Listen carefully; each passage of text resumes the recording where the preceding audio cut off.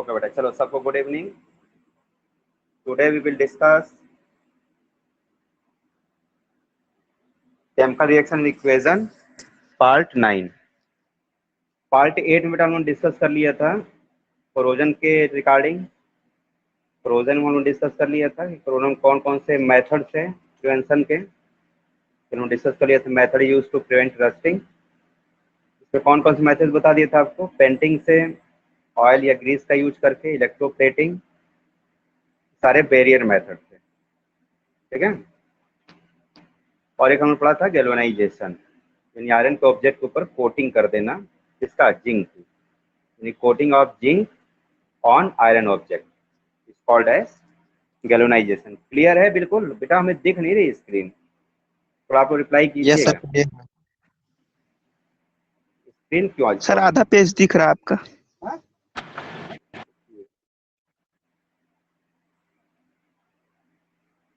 एक मिनट,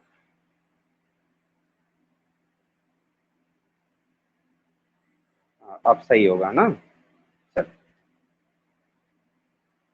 देखिए आज बेटा लेक्चर नंबर 9 है, today is lecture number 9।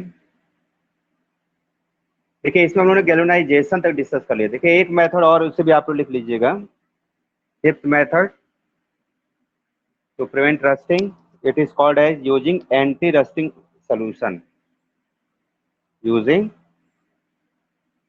Anti rusting या रस्ट सॉल्यूशन। देखिए एंटी रस्ट सॉल्यूशन का भी यूज करके आप कोरोजन को क्या कर सकते हैं, रिटार्ड कर सकते हैं, डिक्रीज कर सकते हैं। ओके, कौन कौन सॉल्यूशन है, एग्जांपल नोट कर लीजिएगा। For example solution of alkaline phosphate, solution of alkaline phosphate. देखिए अल्कलाइन का बेटा मतलब होता है बेसिक, ठीक है ना। अल्कलाइन मीन बेसिक सॉल्यूशन, और फॉस्फेट मतलब कोई फॉस्फेट का कंपाउंड होता है। तो जो फॉस्फेट के कंपाउंड होते हैं वो एंटी रस्टिंग होते हैं। उनका सॉल्यूशन अगर आप आयरन लगा दीजिए तो उस पर रस्ट नहीं होगा। अल्कलाइन, एक मिनट, अल्कलाइन मतलब बेसिक सॉल्यूशन, यानी किसका सॉल्यूशन यूज करना, अल्कलाइन मतलब बेसिक फॉस्फेट वाले कंपाउंड का। ओके, और क्या यूज कर सकते हैं बच्चों, सॉल्यूशन ऑफ अल्कलाइन क्रोमेट का भी यूज कर सकते हैं। अल्कलाइन मतलब बेसिक, क्रोमेट, जो क्रोमेट वाले कंपाउंड है उनको भी आप यूज कर सकते हैं। ये सारे एंटी रस्ट सॉल्यूशन होते हैं, ठीक है ना। किसका यूज किया जाता है ये भी याद रखिएगा,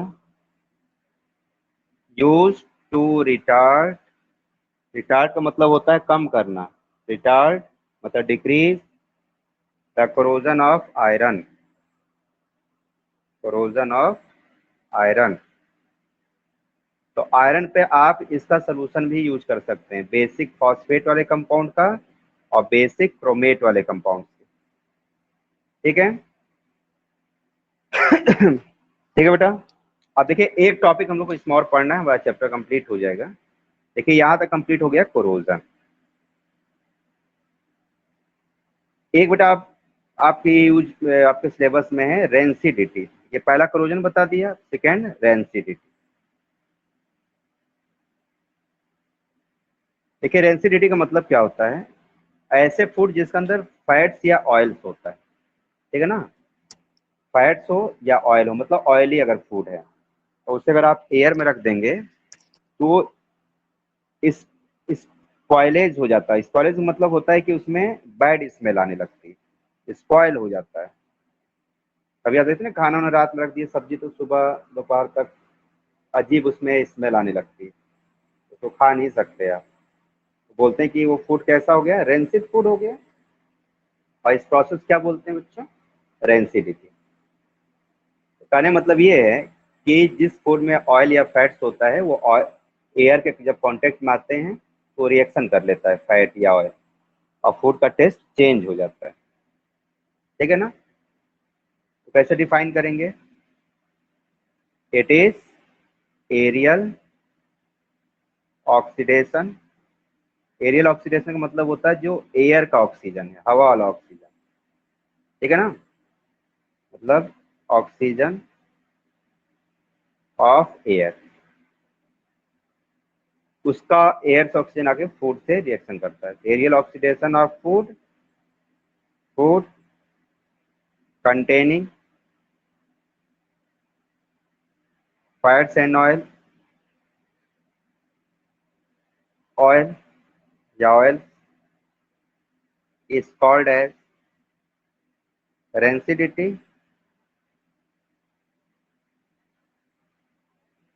rancidity कैसे पता चलेगा रेंसिडिटी हो गई? It is marked by unpleasant, ध्यान दीजिएगा, unpleasant taste and smell, smell of food, यानी जो फूड बेटा है उसका अनप्लीजेंट टेस्ट और स्मेल हो जाता है, ठीक है। और इस तरह के फूड को हम लोग कौन सा फूड बोलते हैं? रेंसिड फूड, जिसका अनप्लीजेंट टेस्ट एंड स्मेल हो जाएगा, जिसको आप खा नहीं सकते, खराब हो गया, बासी हो गया, उसे हम लोग रेंसिड फूड बोलते हैं। कौन सा food? Rancid, rancid food, RANCID, यानी रेंसिडिटी से क्या बना? Rancid food. ये देखिए, देखिए यहाँ मैं फार्मूले फॉर्म बता देता हूँ, इक्वेशन के फॉर्म में। देखिए, फूड है जिसमें क्या हो? ऑयल हो या फैट्स हो। जब बेटा ये ऑक्सीजन से रिएक्शन करता है तो रैंसिड फूड बन जाता है, मतलब इसका अनप्लीजेंट टेस्ट हो जाएगा, unpleasant taste and smell, taste भी हो जाएगा और उसमें स्मेल आने लगती है, बदबू आने लगती है, ठीक है। ये देखिए, और इस होल प्रोसेस क्या बोलेंगे? रैंसिडिटी, इसी को बोलते हैं रैंसिडिटी। क्लियर हुआ सबको?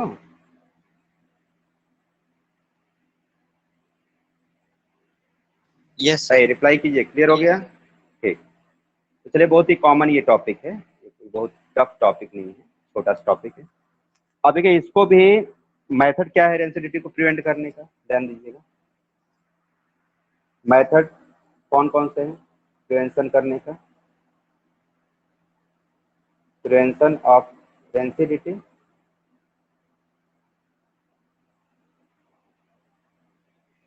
अब देखिए, कोरोजन के लिए आप यूज करते थे कि पेंट कर देते थे, ऑयल लगा देते थे, ग्रीस लगा देते थे, जिससे ऑक्सीजन रिएक्शन नहीं करता था, मॉइस्चर नहीं मिल पाता था, उस मेटल सरफेस से रिएक्शन नहीं होता था, इससे कोरोजन नहीं होता था। अब मान लीजिए फूड है, अब मान लो आपने आलू की सब्जी बनाई, सब्जी बनाया आलू की, उसमें ऑयल पड़ा हुआ है, और उसको आप रख देंगे तो खराब हो जाएगा, तो उसको क्या करें? आलू को भी पेंट करते हैं? बताइए, आलू की सब्जी तो क्या चारों तरफ पेंटिंग कर दें उसको? पेंटिंग कर देंगे तब भी नहीं खराब हो, लेकिन क्या खाने लायक होगा? बेटा वेजिटेबल फूड हो पाएगा फिर? खा तो सकते नहीं पेंट को। तो क्या यूज कर सकते हैं हम लोग? तो फूड के लिए देखिए अलग स्टेप्स होते हैं कि नंबर 1 बेटा लिखिएगा, यूजिंग एंटीऑक्सीडेंट, एंटीऑक्सीडेंट।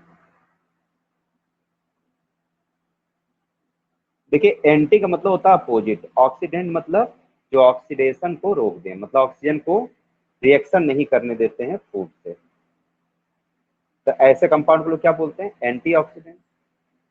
स्क्रीन बेटा क्लियर आ रही है कि नहीं? जरा रिप्लाई करिए तो आप लोग। Yes sir. क्लियर है बेटा? ब्लर तो नहीं आ रहा है?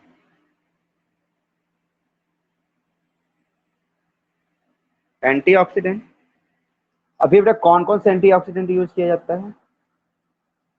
एंटीऑक्सीडेंट जरा मीनिंग आप लोग लिख लीजिएगा। एंटीऑक्सीडेंट का मीनिंग होता है ऐसे केमिकल जो क्या करते हैं बेटा? रिड्यूस करते हैं या रिटार्ड करते हैं, रिटार्ड ऑक्सीडेशन, मतलब ऑक्सीजन को रिएक्शन नहीं करने देते, ऑक्सीजन को रोक देते हैं। और देखिए दो हम लोग केमिकल यूज करते हैं, ऑर्गेनिक केमिकल है। एक होता है BHA, है ना, और एक कौन सा होता है बच्चों? BHT। BHT BHA का फुल फॉर्म हो गया butylated butylated hydroxy anisole, hydroxy anisole, ठीक है।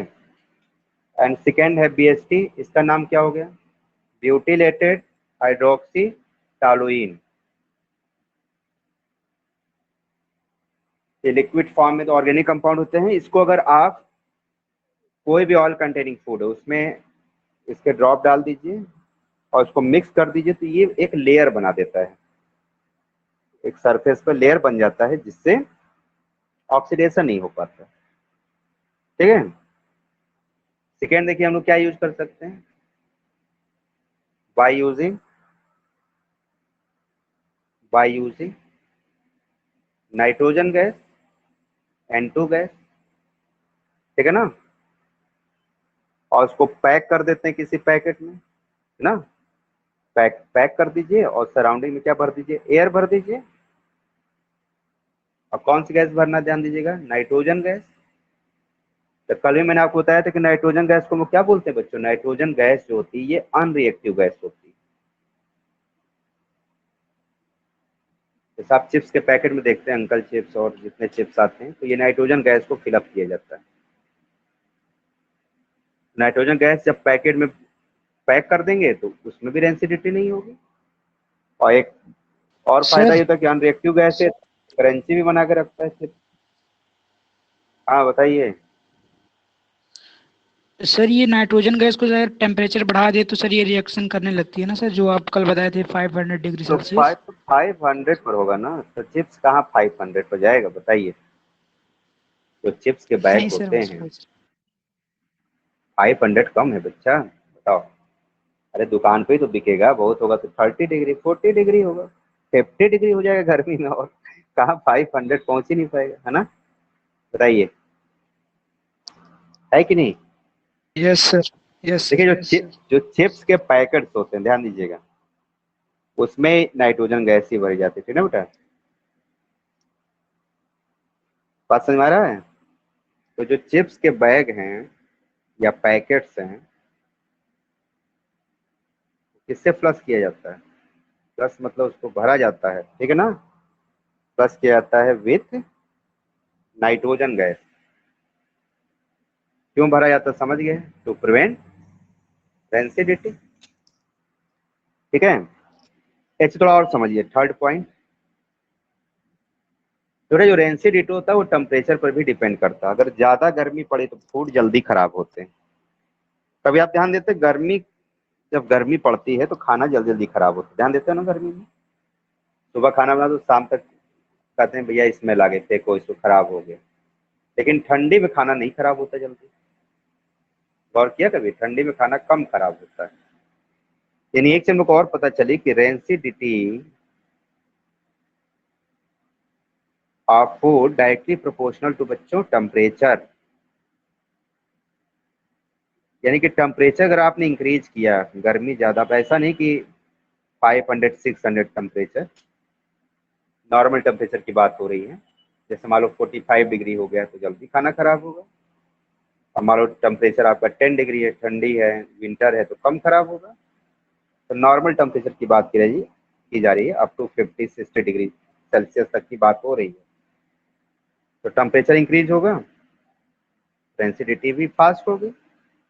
Rate of density directly proportional to temperature, ठीक बेटा। इसलिए हम लोग किसका यूज करते हैं? सो रेफ्रिजरेटर का यूज करना चाहिए। देखते हैं जिसको आप रेफ्रिजरेटर में रख दीजिए वो देर में खराब होता है, स्लो डाउन हो जाता है ऑक्सीडेशन, है ना। इसका मतलब रेफ्रिजरेशन,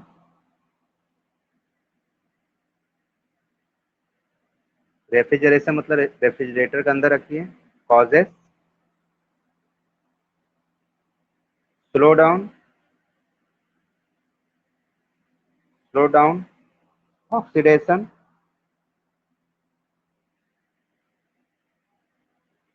ऑक्सीडेशन है ना।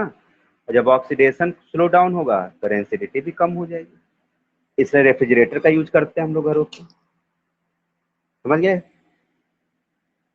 कॉमन बातें हैं, तो बहुत टाइम वेस्ट ना करिए। देखिए एक तरीका और है कि बाई वैक्यूम,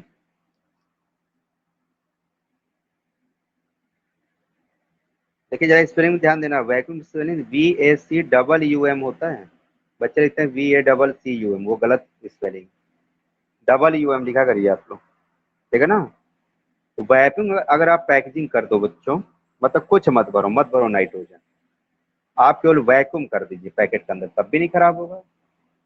वैक्यूम कर दिया, नाइट्रोजन रहे चाहे न रहे, ऑक्सीजन नहीं होना चाहिए, तो कोई गैस मत रखिए, वैक्यूम कर दीजिए, है ना। सीलिंग करने से, जैसे मान लो कोई पैकेट है, उसको सील कर दिया, उसके बाद क्या करते हैं, एक मशीन होती है जिससे पूरे एयर को बाहर सक कर लिया जाता है, इवैक्यूलेट कर देते हैं। ये इवैक्यूलेट मतलब एयर को बाहर, जैसे मान लो कि ये है, ध्यान दीजिए, जैसे ये कोई कंटेनर है, इसमें फूड को भर दिया, ये फिलअप कर दिया, फिर एक मशीन लगाते हैं यहाँ पर,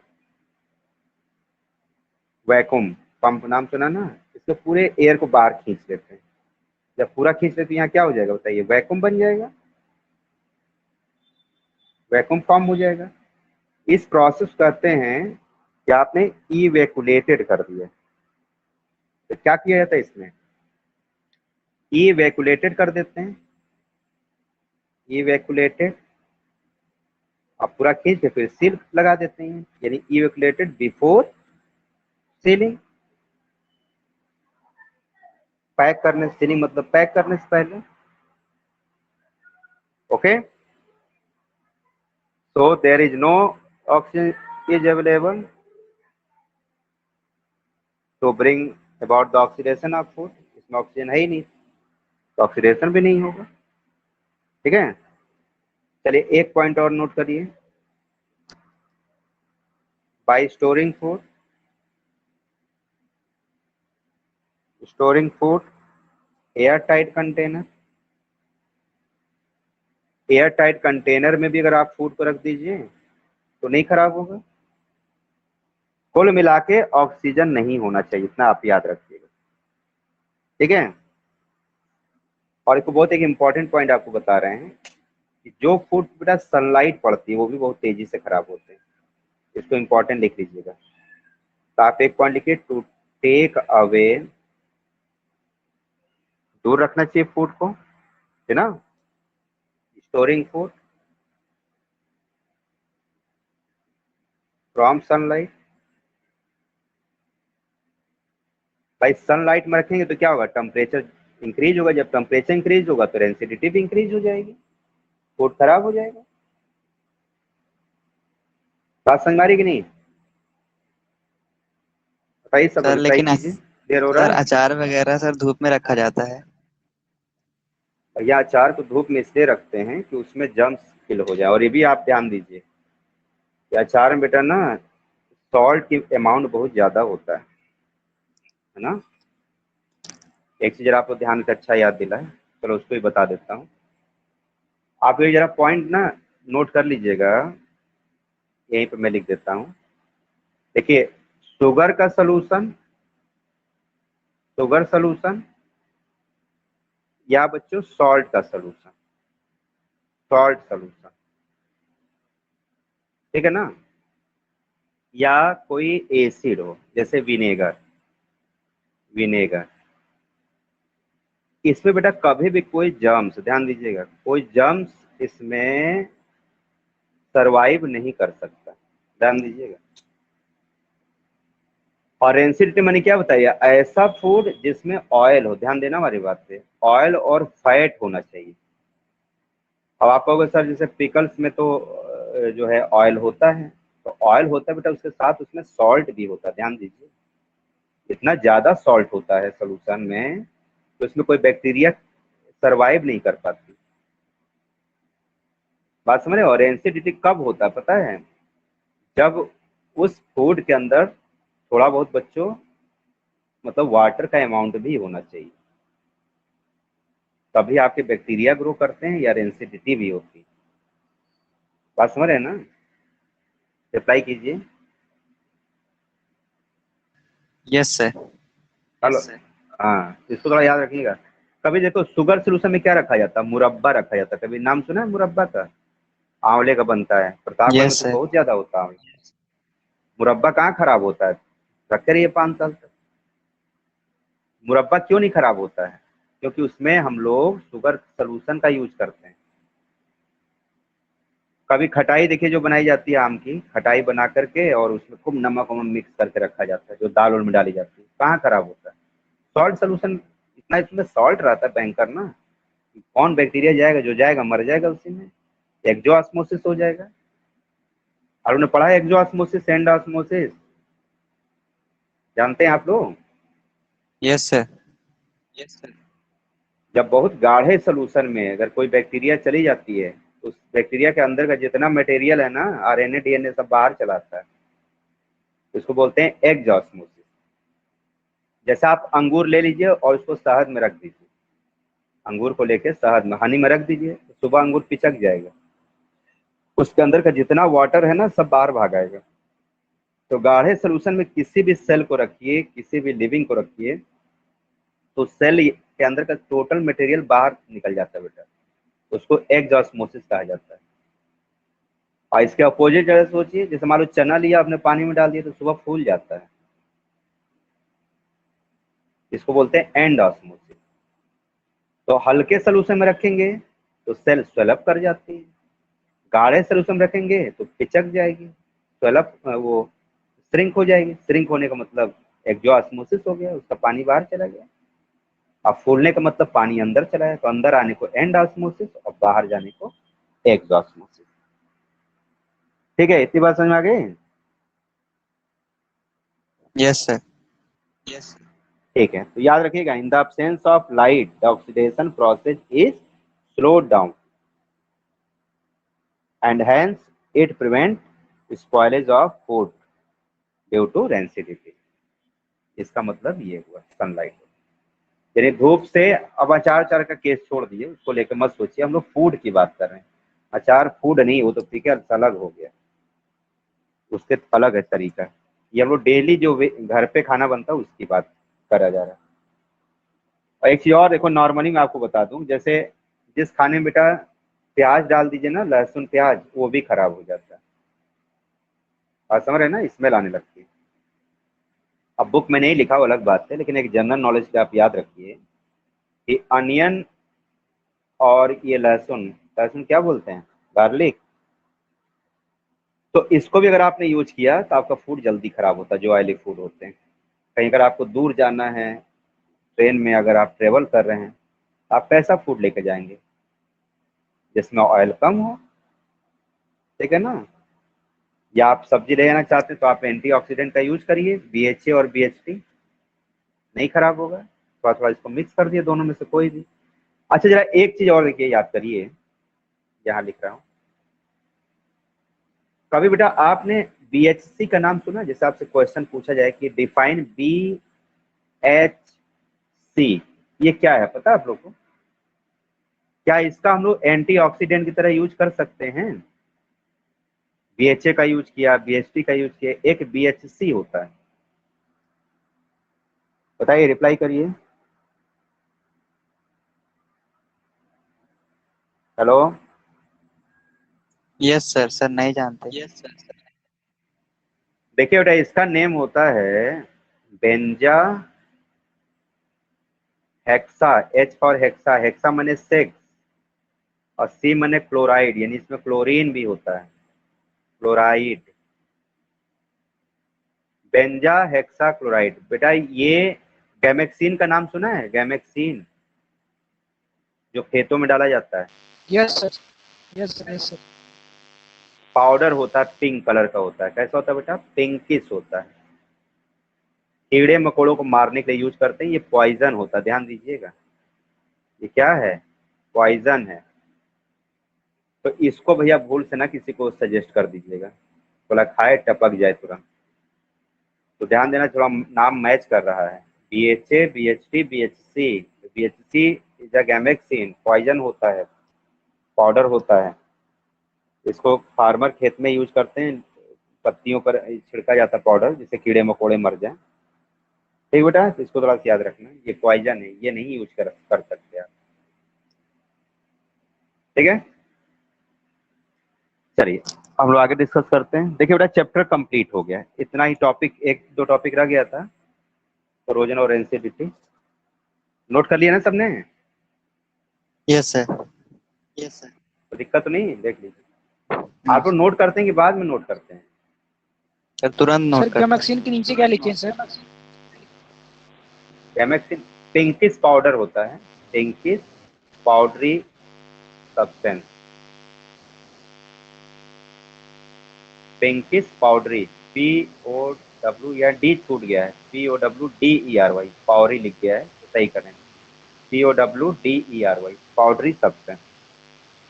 ठीक है, पिंकिश कलर का होता है और पॉइजन होता है, ये गैमेक्सिन होता है, देख लीजिएगा आप लोग, और फिर पूछिएगा, बता देंगे क्या होता है गैमेक्सिन। चलिए आगे बढ़ते हैं। वहाँ बेटा इस चैप्टर से रिलेटेड कुछ क्वेश्चन हम लोग जरा सॉल्व करते हैं आज। मैंने कहा था आपको इस चैप्टर का मैं थोड़ा रिवीजन कराऊंगा, ये दो टॉपिक रह गया, तो मैंने कहा पहले टॉपिक पढ़ा दें, फिर हम लोग डिस्कस करेंगे। और जो भी बेटा क्वेश्चन सेंड किया है उसको आप लोग ईमानदारी से संडे तक सबमिट करिए। ठीक है, ओके। चलिए एक क्वेश्चन नोट करिए और इसको सॉल्व करके दिखाइए आप लोग। Question number 1,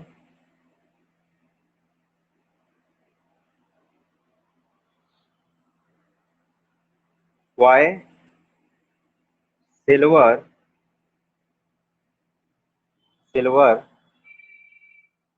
does not evolve hydrogen. देखिए हाइड्रोजन लिखा हो तो आप उसे हाइड्रोजन गैस समझा करिए क्वेश्चन में, ठीक है ना। ऑन रिएक्टिंग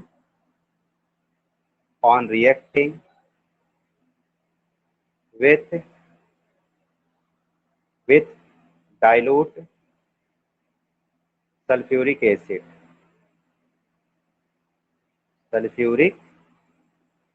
एसिड, बताइए answer.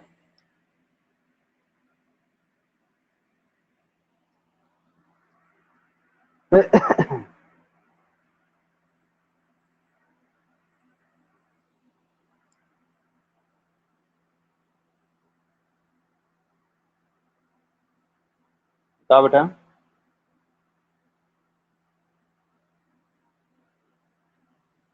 Because Ag is less reactive than hydrogen. कौन ज्यादा रिएक्टिव है? हाइड्रोजन। अच्छी रिएक्शन लिखी, हाइड्रोजन मोर रिएक्टिव है, और कौन लेस है बेटा? सिल्वर। सिल्वर लेस है। ये किस टाइप का रिएक्शन होना चाहिए बताइए?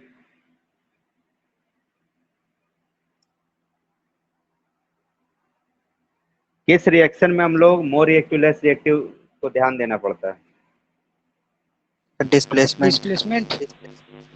डिस्प्लेसमेंट यानी सिंगल डिस्प्लेसमेंट रिएक्शन, यानी कहने मतलब ये कि ये सिंगल डिस्प्लेसमेंट रिएक्शन है, लेकिन ये पॉसिबल नहीं है, ध्यान दीजिएगा भाई। अगर इसका हम लोग सॉल्व करेंगे तो क्या सॉल्व होगा बताइए?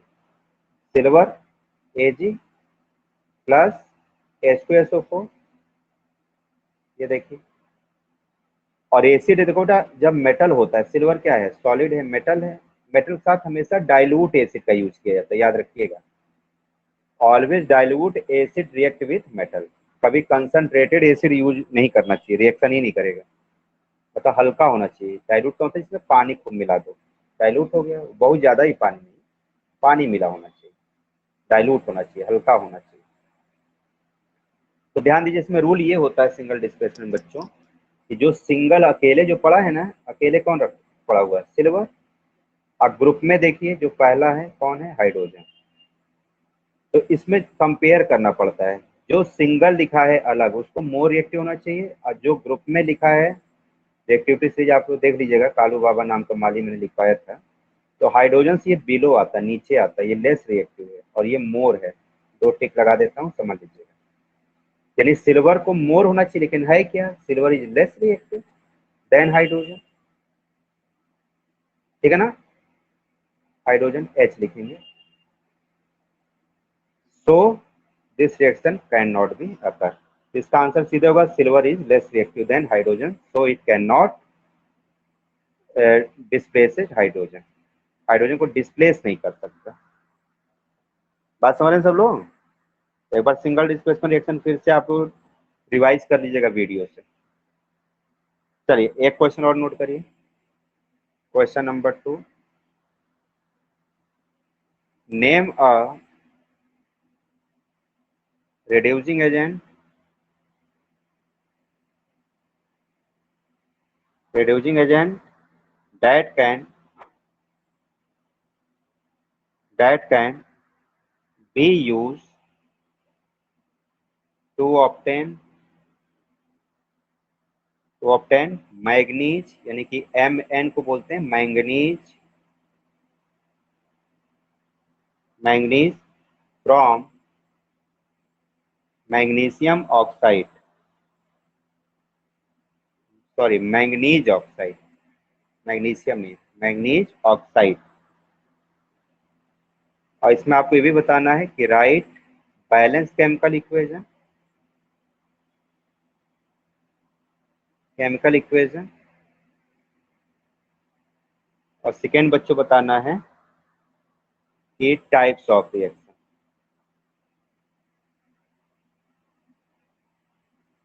चलिए बताइए।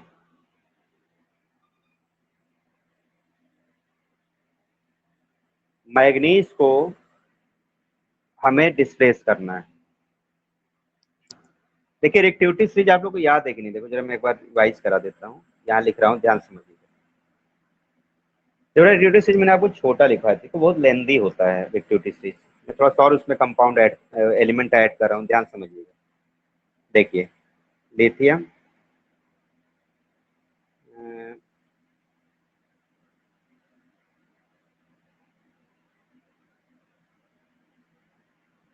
लिखवा सकाना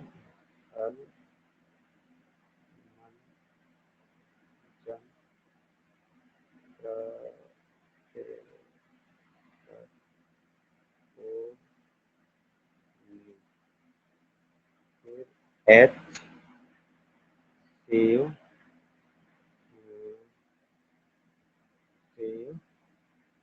इधर लिख दे रहा हूँ CU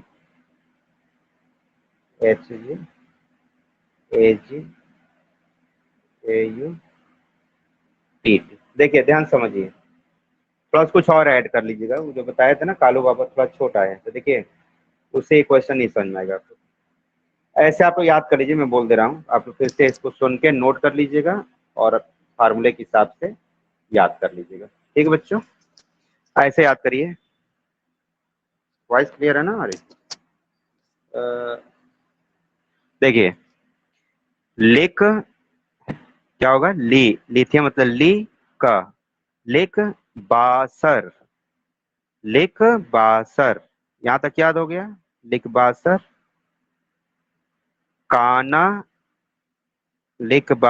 काना, जरा ध्यान दीजिएगा, आप लोग बुक में सोडियम ऊपर लिखा रहता है, कैल्शियम नीचे लिखा रहता है ना, जरा ध्यान देना, इसको आप लोग अपने हिसाब से कर लीजिएगा।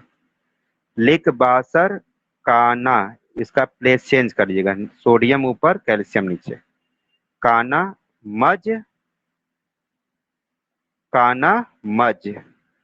अलमंजन, देखो अलमंजन क्रफे सडकोनी,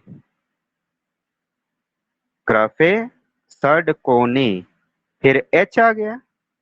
और उसके बाद आपको पता ही है कि कुत्ता हर रोज आग से आलू खा के वो चिल्लाता फिर पिटाता, बाकी नहीं चलो सब सेम है।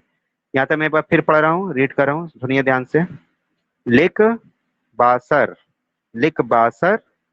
काना, इसको प्लेस चेंज कर लीजिएगा, अल्टरनेट कर लीजिएगा, रिवर्स कर लीजिएगा। काना मज अलमंजन क्रफे सडकोनी, ऐसे से याद करिए अलग अलग, सडकोनी, फिर हाइड्रोजन। उसके बाद तो आपको याद ही है, रिप्लाई करिए, समझ में आया कुछ कि नहीं? Yes sir. तो देखो इतना कम से कम याद करो, थोड़ा सा और इंक्रीज कर लो उसमें आप। अब जरा ध्यान दीजिए, इसमें मैग्नीज को बेटा हमें डिस्प्लेस करना है, ध्यान दीजिएगा। रिड्यूसिंग एजेंट का मतलब ऐसा एलिमेंट जो उसको डिस्प्लेस कर दे, उसे ही बोला जाता है रिड्यूसिंग एजेंट। इसमें आप सोचिए तो, एम को हमें रिड्यूस करना है, एम कहाँ पर लिखा हुआ है? ये देखिए, एम को कौन रिड्यूस कर सकता है बताइए, कौन डिस्प्लेस कर सकता है? ऊपर वाले कर सकते हैं कि नहीं? रिप्लाई करो भाई। Yes sir. मोर रिएक्टिव है ना?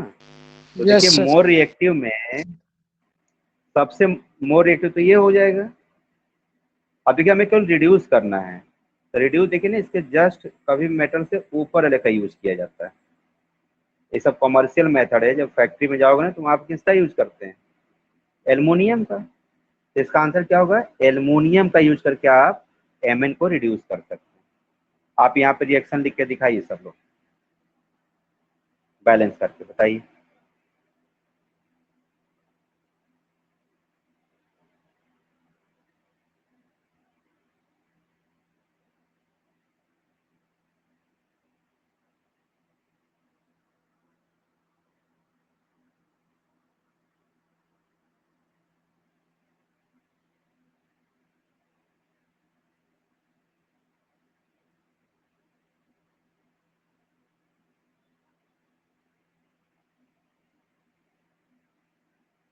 रिएक्शन लिखिए, बैलेंस करके अप्लाई करिए।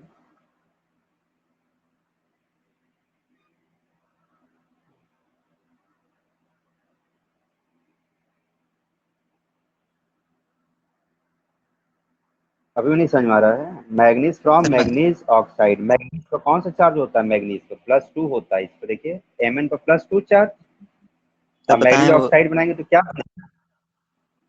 सर हाँ Al बताइए। Plus MnO gives out Mn plus Al2O3।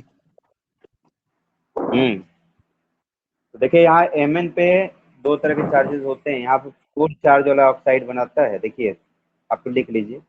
2 से न बनाइए, इसको दो केसेस होते हैं, आप 4 का यूज करिए, MnO2। आप प्लस बच्चों इसमें बनाइए एल्युमिनियम। देखिए तो एल्युमिनियम क्या है? मोर रिएक्टिव है देन एमएन। तो जो सिंगल है वो मोर रिएक्टिव होना चाहिए, है, रिएक्शन हो जाएगा। बनाइए, क्या बनना चाहिए? क्या बनेगा? एल्युमिनियम इसको डिस्प्लेस किया, यानी ये ऑक्सीजन से रिएक्शन कर लेगा तो एमएन Al2। अपने आप बाहर चला जाएगा। Al2O3 होगा ना बेटा? Yes sir. अरे एल्युमिनियम पर +3 होता है चार्ज, चार्ज आप लोग भूल गए लग रहा सब। एल्युमिनियम पर कौन सा चार्ज होता है? +3। और ऑक्सीजन पर कौन सा होता है? -2। बना के देखिए यहाँ क्या बनेगा? Al2O3 तो बनेगा, तो इसका यस सर -2 सही है। ऑक्सीजन है, यहाँ +3 क्रॉस करिए, ये बन जाएगा। अब प्लस में देखो, इससे एमएन अलग हो गया रिड्यूस। तो रिड्यूसिंग एजेंट है, ध्यान दीजिए। रिड्यूसिंग एजेंट क्या करता है? जो ऑक्सीजन को रिमूव कर दे उसे रिड्यूसिंग एजेंट बोलते हैं, या जो मेटल को बाहर कर दे उसे भी रिड्यूसिंग एजेंट बोलते हैं, ठीक है ना? तो इसने मेटल को बाहर कर दिया, देखिए एमएन कंपाउंड में था, एमएन जब खुद चला है और एमएन को बाहर कर दिया, मतलब ये रिड्यूसिंग एजेंट है। बैलेंस करिए आप लोग। इसमें हीट भी थोड़ा करना पड़ता है, यहाँ हीट का साइन बना लीजिए। बैलेंस कीजिए।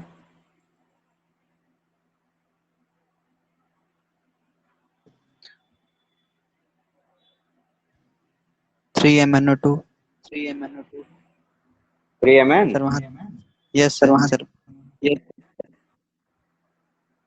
3mn कहाँ लिखे? यहाँ पे सर सर इधर सर इधर। सर वहाँ पर भी यहाँ स्टार्टिंग पर में। भी तो। Yes sir. अच्छा यहाँ 3mn हो गया, तो यहाँ भी 3 होना चाहिए। हाँ ठीक। Yes sir. 4Al। 4Al। 2Al2। यहाँ 2 होना चाहिए, यस। ठीक है ना? देख लीजिए आप तो सही है। 2 2 जा 4 4। 3mn 3mn। ऑक्सीजन कितना हो गया? 3 2 जा 6। 3 2 6 बैलेंस है, ठीक है ना। तो इस तरीके Yes, से sir. बेटा आप लोग को रिएक्शन बनाना है। ओके भैया, चलिए एक क्वेश्चन जरा और नोट करें आप लोग। देखिए बेरियम क्लोराइड रिएक्ट विद, बहुत आसान क्वेश्चन दे रहा हूँ। क्वेश्चन नंबर 3 के रेड पेन यूज करता हूँ। देखिए क्वेश्चन नंबर 3, बेरियम क्लोराइड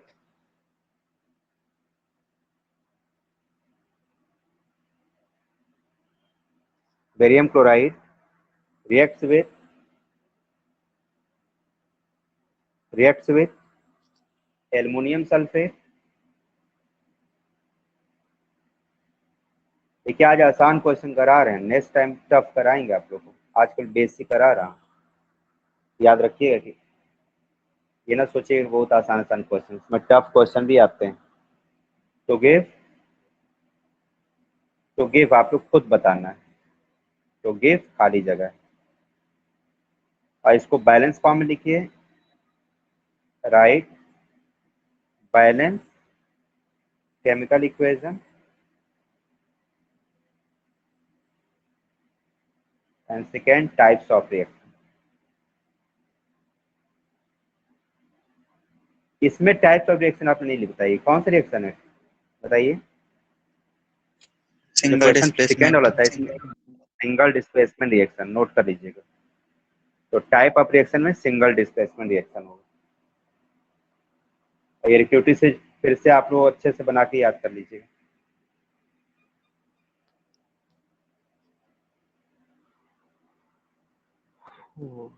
चलिए लिखिए, बताइए फटाफट।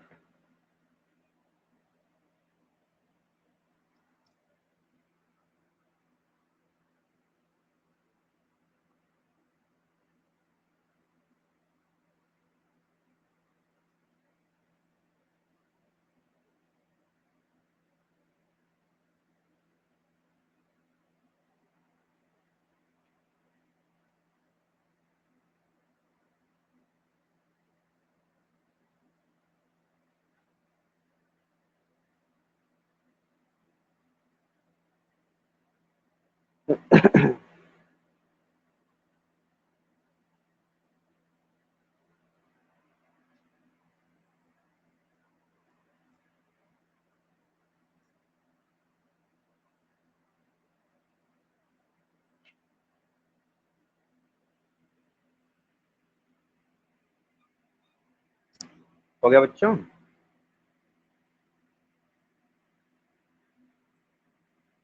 Yes sir. हाँ बताओ गुड़िया, ट्राई कीजिए। Sir 3BaCl plus Al2SO4 thrice three क्या BaCl बताए? BaCl2 होगा ना बेटा, Ba पे +2 चार्ज होता है, क्लोरीन पे यस -1 यस होता है। 3BaCl2 होगा ना। Yes sir. ये कैसा होगा? एक्वस, ठीक है। प्लस बताइए aluminium sulphate, Al2 Al2SO, SO4 thrice. ये भी एक्वस होगा, यस ठीक है। सर। क्या फॉर्म होगा बताइए? सर AlCl3 AlCl3 और एक क्या बनेगा? BaSO4 4। प्लस AlCl3, ठीक है ना। वेरी गुड, ये बेटा बन गया एक्वस। और ये क्या होता है? BaSO4 पता है, ये प्रिसिपिटेट होता है, चलो याद रखिएगा। ये पीपीटी होता है बच्चों। किस कलर का होता है? तो व्हाइट पीपीटी होता है। देखो मैक्सिमम प्रिसिपिटेट कलर व्हाइट होता है। क्यों होता है? मैं आपको किसी दिन प्रिसिपिटेट के बारे में एक लेक्चर ही पढ़ा दूंगा, कैसे कलर पहचानते किसी भी सोल्यूशन का या प्रिसिपिटेट का। ये समझ में आ गया सबको? अब बताइए किस टाइप का रिएक्शन है ये? रिएक्शन तो बन गया, आप पूछ रहे टाइप्स ऑफ रिएक्शन, बताइए। Sir balance Double. नहीं है अभी। अच्छा बैलेंस कर दीजिए।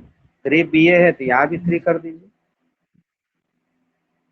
SO4 तो एक साथ देखा जाता है ना, ध्यान दीजिएगा, जो ग्रुप में होता है उसको एक साथ ही देखा जाता है। SO4 का देखो होल थ्राइस 3 है, यहाँ भी कुछ 3 SO4 है, बराबर है। 3 बी ए तो हो ही गया था। तो Cl2 कितना हो रहा है, 3 2 जा 6, यहाँ कितना हो रहा है 3 है, यहाँ 2 लिख दीजिए, 2 3 जा 6, 2Al हो रहा है Al2। देख लीजिए सब सही है। Yes, sir. अब किस टाइप की रिएक्शन बेटा, इट इज प्रिसिपिटेशन रिएक्शन, ध्यान रखिएगा। कौन सा रिएक्शन है, प्रिसिपिटेट फॉर्म हो रहा है। ये देखिए प्रिसिपिटेट मतलब इनसॉल्युबल सॉलिड प्रोडक्ट, ठीक है ना। इनसॉल्युबल होना चाहिए और सॉलिड होना चाहिए और प्रोडक्ट होना चाहिए, उसे लोग बोलते हैं प्रिसिपिटेट। ओके, क्या नाम हो गया, insoluble solid product.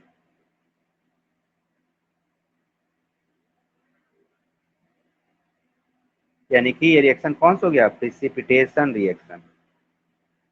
Precipitation reaction, इसमें क्या फॉर्म हो रहा है, इसमें फॉर्म हो रहा है प्रिसिपिटेट, मतलब insoluble solid product is called as precipitate. White colour का होता है बच्चों।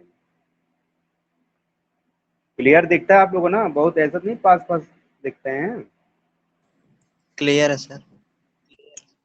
चलिए एक क्वेश्चन और नोट करिए बेटा, बहुत ही आसान क्वेश्चन। आपको सिर्फ टाइप्स ऑफ रिएक्शन बताना है। अब क्या बताना है, टाइप्स ऑफ रिएक्शन बताना, ठीक है। कौन कौन से रिएक्शन है, देखिए first, when electric current is pass through water, बताते चलिए। First electric current pass through water, hydrolysis. बताइए हाइड्रोलिसिस है। Sir, decomposition. डिकम्पोजिशन है। डिकम्पोजिशन बेटा कौन सा टाइप है, ये डिकम्पोजिशन के भी 3 टाइप्स मैंने बताया था, 4 टाइप्स बताया था मैंने आपको। Sir, electrolysis. इलेक्ट्रोलिसिस है या लाइसिस है, ठीक ना। इलेक्ट्रोलाइसिस कहिए चाहे इलेक्ट्रोलिसिस, इसका पूरा नेम क्या लिखेंगे, इलेक्ट्रोलिटिक डिकम्पोजिशन रिएक्शन। क्या लिखेंगे, electrolytic decomposition reaction. It is electrolytic decomposition reaction, या इसी को आप कह सकते हैं इलेक्ट्रोलाइसिस या इलेक्ट्रोलिसिस, ठीक है। जरा ध्यान दीजिएगा। चलिए सेकंड बताइए, नेक्स्ट लिख लिया था कि नहीं, यस सर। इलेक्ट्रोलाइटिक या इलेक्ट्रोलिटिक, और लाइटिक नहीं, इलेक्ट्रोलिटिक डिकम्पोजिशन। चलिए नेक्स्ट एक क्वेश्चन और बताइए आप लोग, क्या से बहुत कॉमन क्वेश्चन आप लोग पूछ रहा हूँ। सेकंड बताओ, digestion of food occurs in the body. Second बताइए, डाइजेशन ऑफ फूड, फूड, ठीक है, इन द बॉडी, बॉडी मतलब लिविंग बॉडी। बताइए इसका आंसर क्या होना चाहिए।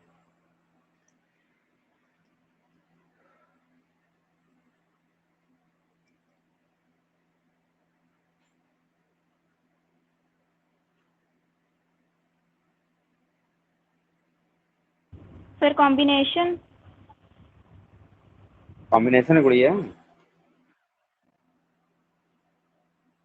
अच्छा, खाना जब जाता है तो बड़े बड़े पार्टिकल छोटे छोटे पार्टिकल में कन्वर्ट किए जाते हैं ना बेटा, अभी तो पढ़ा था ना डाइजेशन। प्रोटीन का मॉलिक्यूल टूट के अमीनो एसिड बन जाता है, कार्बोहाइड्रेट टूट के ग्लूकोज बन जाता है, तो बड़े पार्टिकल का छोटे पार्टिकल में कन्वर्जन हो रहा है, स्मॉल में बन रहा है, तो उसको तोड़ा जा रहा है कि जोड़ा जा रहा है, बताइए। तोड़ा जाता है। तोड़ा जा रहा है, अब तोड़ने को क्या बोलते हैं, कॉम्बिनेशन, डिकम्पोजिशन। डीकम्पोजिशन बोलते हैं बेटा, है ना बेटा। रिप्लाई सब यस। लोग जरूर किया करो, ऐसा नहीं गलत होने का डर Yes, बोलते हैं sir. कि हमारा गलत। बच्ची कम से कम बोल तो रही है, वेरी गुड, भले ही थोड़ा एक दो मिस हो जा रहा है अलग बात है, बोलिए जरूर आप लोग। डिकम्पोजिशन रिएक्शन, भाई समुद्र में जाएंगे ही नहीं, पानी में पैर नहीं रखेंगे तो तैरना कैसे सीखेंगे? भाई एक दो बार डूबेंगे फिर सही हो जाओगे, कोई ना कोई तो हम बचाने के लिए है ना। हाथ पैर तो चलाइए आप लोग। अभी नहीं कि नहाने मत चले जाना कि सर हैं चलो समुद्र में चला जाए। पता चला कि सर को खुद ही तैरना नहीं आता, हमें खुद ही नहीं तैरना आता, वो मतलब ऐसी बात ऐसा कहा जाता है ना बेटा। बातें समझ रहे कि नहीं? ये नहीं कि सर ने कहा कि हमको तैरना है, कल ही जाए गंगा जी में कूदने लगे, बाढ़ उड़ाई इस समय, तो ये ना करना भैया। चलिए थर्ड क्वेश्चन है ना। थर्ड क्वेश्चन क्या लिखते हैं, चलो लिखो। Zinc react with dilute sulphuric acid. Zinc react with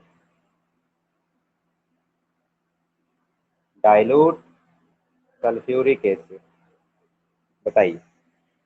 single displacement reaction.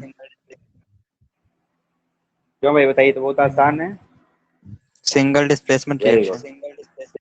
Reaction reaction क्या बनेगा बताइए, Zn plus H2SO4। H2SO4 dilute, Zn more reactive है Hn के कंपेयर में, इससे रिएक्शन हो जाएगा। क्या बनेगा बताइए, Zn ZnSO4 SO4 plus plus H2। Plus H2 ना। वेरी गुड, फिर हो गया सबको। एक बेटा लास्ट, या चलो ठीक है रहने दो, ज्यादा नहीं, इतनी बात समझ में आ गई सबको।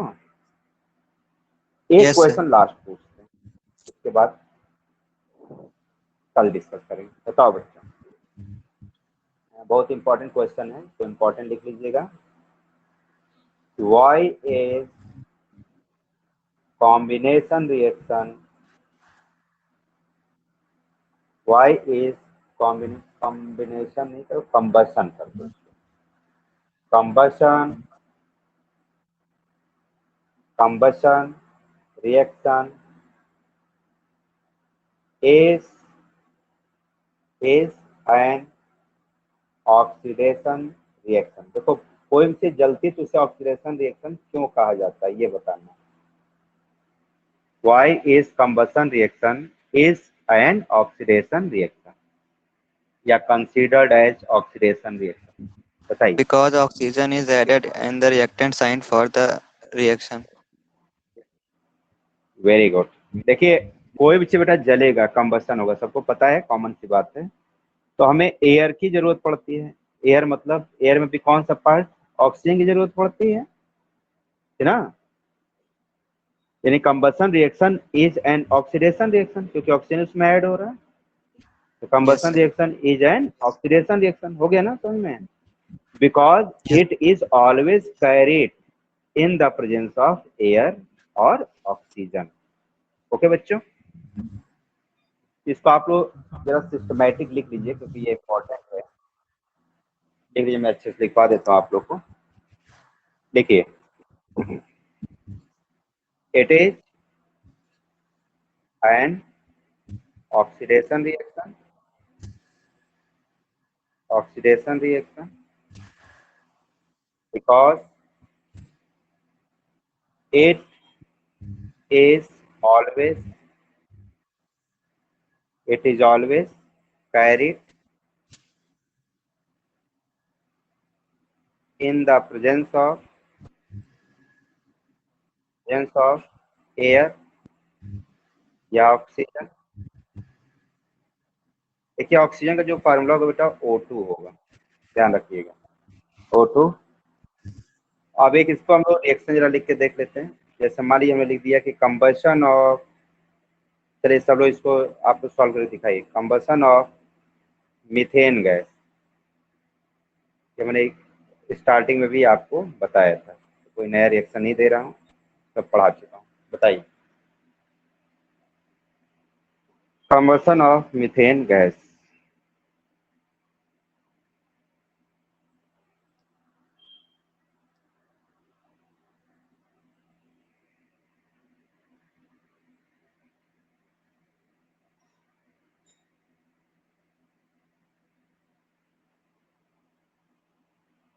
रिप्लाई कीजिए, मीथेन गैस को कंबशन कराइए। मीथेन मतलब CH4 प्लस थोड़ा स्पेस दीजिएगा क्योंकि बैलेंस भी तो करना है ना, थोड़ा स्पेस दीजिएगा, कोई नंबर यहाँ से लिखना पड़ेगा ना बेटा। देखिए मीथेन कैसा गैस है बताइए, सी के बाद एच आ रहा कि नहीं, ऑर्गेनिक है बताइए। Yes sir. और जितने ऑर्गेनिक कंपाउंड्स होते हैं मतलब स्टार्टिंग में सी आए और तुरंत एच आ जाए, उसमें बेटा बर्न करने पर हमेशा फिक्स से क्या बनता है, CO2 बनता है, H2O बनता है, हीट बनती है और लाइट बनती है, ये फिक्स है, याद कर लीजिए। On combustion of any organic compound मतलब सी से स्टार्ट उसके बाद एच आए, जैसे मान लो ग्लूकोज है, ये देखिए जैसे आपने लिख दिया C6H12O6, इसको भी आपने बर्न किया तो सेम प्रोडक्ट बनेगा, CO2 H2O, ठीक है ना, प्लस हीट प्लस लाइट। देखिए हीट और लाइट बेटा दोनों एनर्जी होते हैं, इसलिए इनका कोई फार्मूला नहीं होता, energy is not a matter.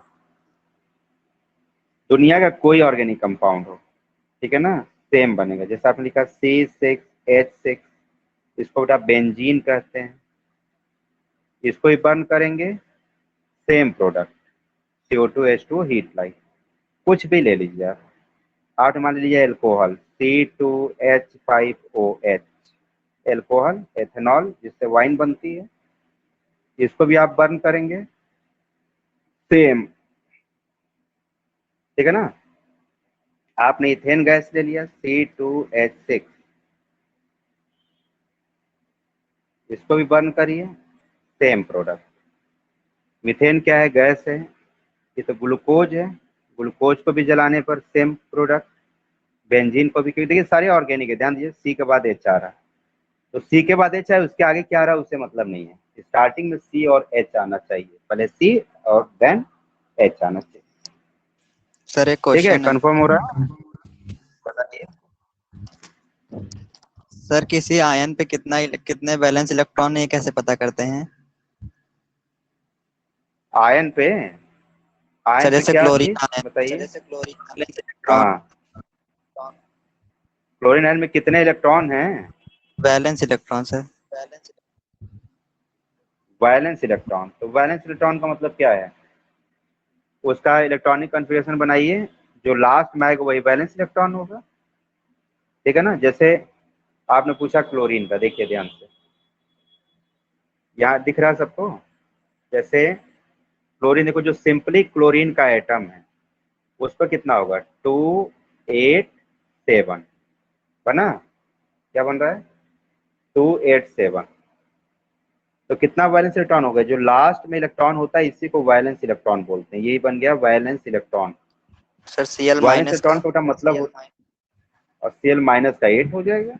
ये देखिए जैसे क्लोराइड आयन बनाएंगे, ये देखिए आयन बन गया ना, जब माइनस बेटा लगता है तो इलेक्ट्रॉन एक लास्ट में बढ़ जाएगा, यानी कि इसका बन जाएगा 288 हो जाएगा, ये देखिए।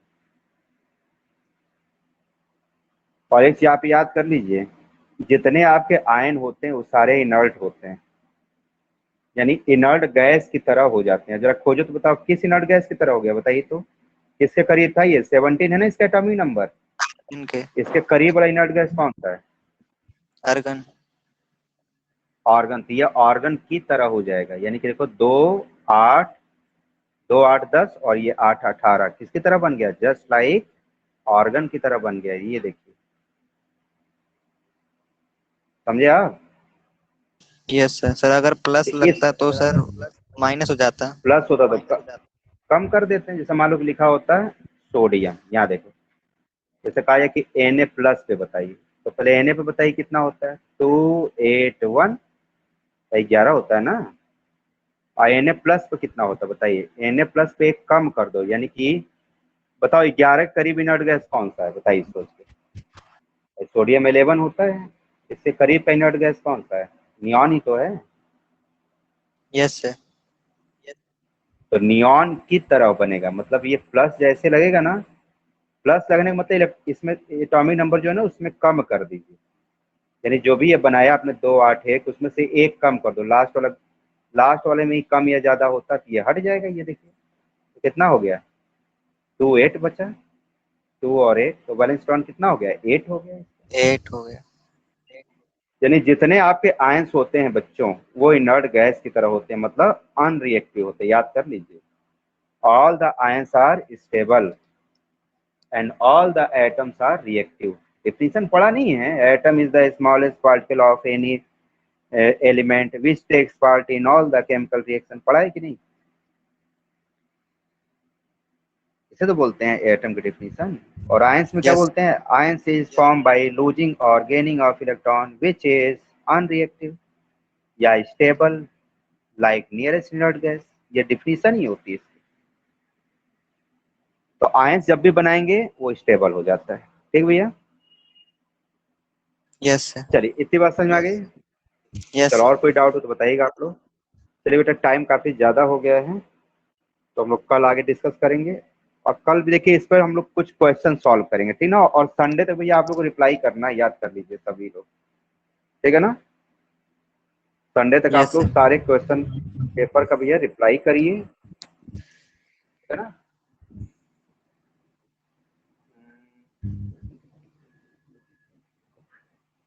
और ईमानदारी से पढ़ाई करिए आप सभी लोग। चलिए, कल हम लोग कुछ अच्छे अच्छे क्वेश्चन इस पर सॉल्व करेंगे, और आप लोग भी क्वेश्चन जो आप लोग को डाउट हो रखिएगा, उसको हम लोग डिस्कस करेंगे। ठीक बेटा? Okay, sir. Thank you, sir. चलिए, ओके, सबको बेस्ट